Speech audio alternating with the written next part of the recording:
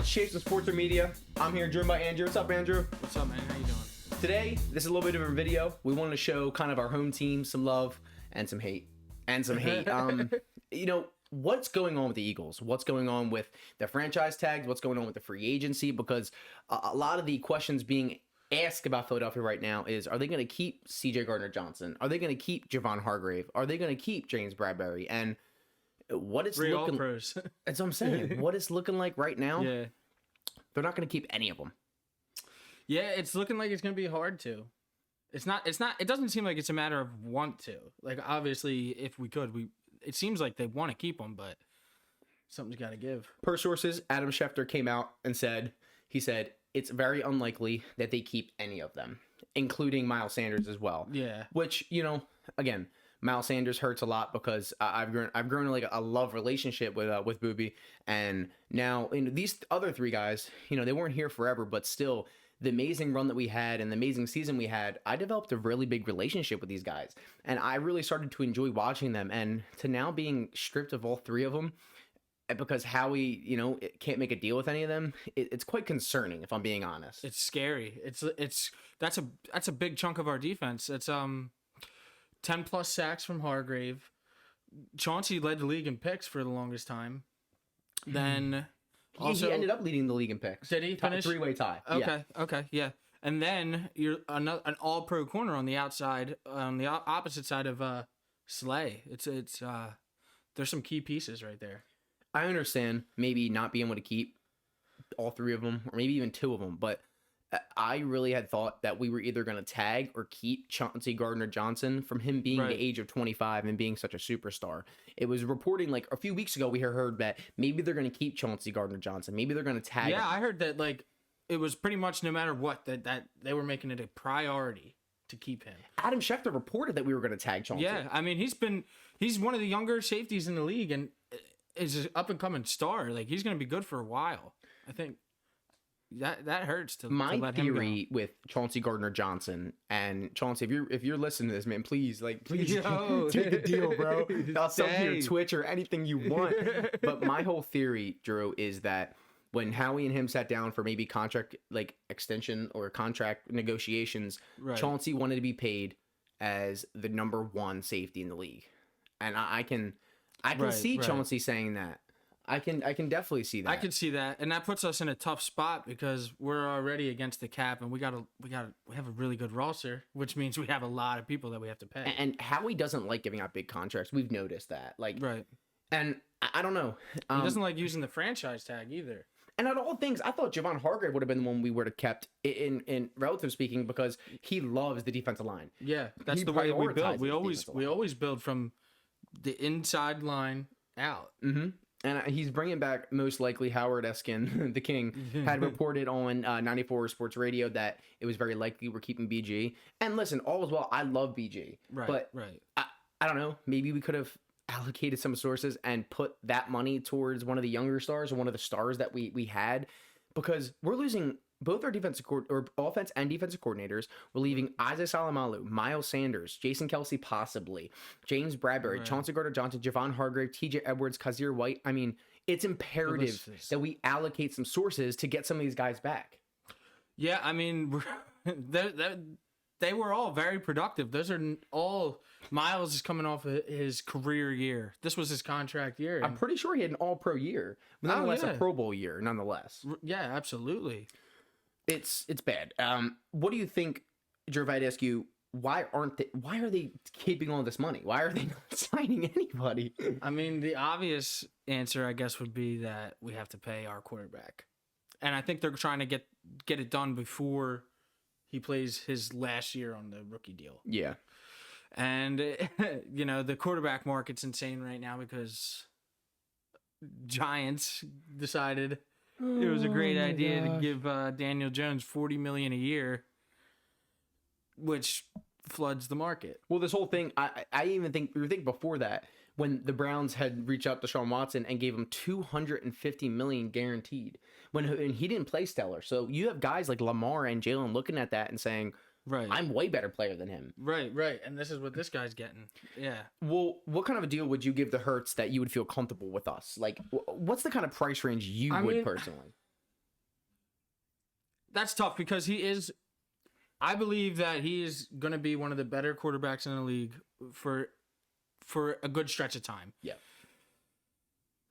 You don't want to cripple yourself with a huge contract either, to where you can't have the supporting cast around him. Yeah. I think you got it. He's gonna, being realistic as well. I think if you can get him for around the right around 45 to 50 a year, I think that's about as good a case scenario that the Eagles are looking at. And you're still being crippled a slight bit with that, because that's still a lot of money. I mean, it's still a lot of money. Mahomes is like 45 a year, like right in that range. Me personally, I'm more so in the 41 to 47 range. That's kind of where I'm comfortable. I just don't believe that any quarterback should be getting that 50 million a year and then with that much guaranteed money. I think people don't understand that the Brady method was that you get a quarterback who's pretty good, right? And you get like a really good quarterback, and you take just enough money to where you can still build the team around you, because these people, they don't factor in sponsorships, endorsements, commercials, and all this stuff. Like, you're gonna get your stream, you're gonna get your income in, but you're in There's city a lot that comes with winning. A lot of money comes with winning. You were cheap this year, Hurts. Look how good your team was around you. Exactly. You're telling me you don't want that every single year? Yeah, this might have been our best chance. Realistically, I mean, this might have been. I don't know if we're going to be able to put together a roster that's good again with the contracts that we have to give out. Like, this was a great roster to have, and with Hurts getting this new deal, you know, we're definitely going to take a little bit of a step back. I believe so. And I think I'm going to come up and say a little bit of a bold take here. If the deal stretches over $50 million a year, I'm not comfortable with him having that contract and playing our quarterback position. Like, if the deal is $51 million a year, I'm not comfortable having him at that much money. So whoa! Are you saying you wouldn't do it? No. You would listen. So you're saying at $51 million a year, you let Jalen Hurts walk? If he wants 51? Yes. Yes. Wow. Because what do we do after that? What is it? Just the quarterback team? Like, after that, you're just really relying on Hurts to carry the team. You're gonna have rookies everywhere. You're gonna have unproven talent at all your positions. I mean, like, the only people to really ever get away with that, truthfully, is the Chiefs. But and the comparison people are making, it isn't just how good Mahomes is. They had Andy Reid, Eric Bieniemy, and also Steve Spagnuolo. Great defensive mind, great offensive mind, and a great head coach. Like, the reason they were so successful is because they had all those coaches paired with the greatest quarterback of our generation so far. That's why they were so good. I mean, this is also another hot take, I guess. We have a situation that it's still in the early years. We don't know if we might have it's not Andy Reid and not Patrick Mahomes, but we could have another duo in Sirianni and Hurts. Okay. That works well for the future, and maybe as long as we have those two together, maybe we are good enough. Maybe those two, and we're competitive. I did see news today, and regardless of Jalen Hurts, it'll get done. I am excited. I want to see what the deal is going to be. I'm going to be the first one to put it on Twitter once I see it anywhere. Oh yeah, because he's getting a deal with us. Yeah, of course. Yeah, definitely. There's no doubt in my mind. No. But it is good to see that the Eagles, Howie, a bunch of GMs, and Howie already came out and publicly said that they're going to be targeting a cornerback in the draft for the first pick. Yep. He goes by the name of Devin Witherspoon. He's out of Illinois. Great athlete, great hands. He is actually pretty similar to James Bradbury. Right. But I at least they're looking at the positions. This honestly, If we do end up losing those three key pieces on defense, being Bradbury, Chauncey Gardner Johnson, and Javon Hargrave, I think maybe at that point, assuming you draft that corner, maybe you look at trading Slay. That I've heard that everywhere, because that would clear up. What is it, like $13+ million in cap? He can, but B knows he can still be restricted as well. Him and Lane are both eligible to be restricted. So that's something, instead of trading, an all-pro type cornerback, I would rather look to restruct. But if he's not willing to do that, then unfortunately, I bet you Detroit would love him back. I'm sure there's a lot of teams that would like to have him. I love Slade. It is hard to say, but it's like if we're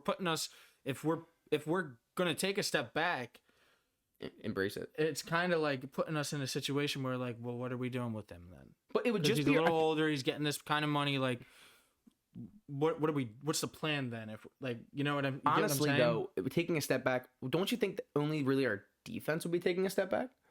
Because listen, we'll get our running back room, it'll be okay. Because our line with Stoutman University, we're still going to be okay on the offensive side of the ball. So I think embracing a step back on the defensive ball and letting rookies and you know these people who are trying to prove themselves. Still got the young receiving core. Reed Blankenship, Marcus Epps, N'Kobe Dean. Well, who knows what's gonna happen? Epps we might not be able to. I heard that too. Yeah, but I think them not signing all those guys is opening the door. Maybe Epps stays. Epps and TJ Edwards is what I'm thinking. So it would be TJ and N'Kobe Dean next year.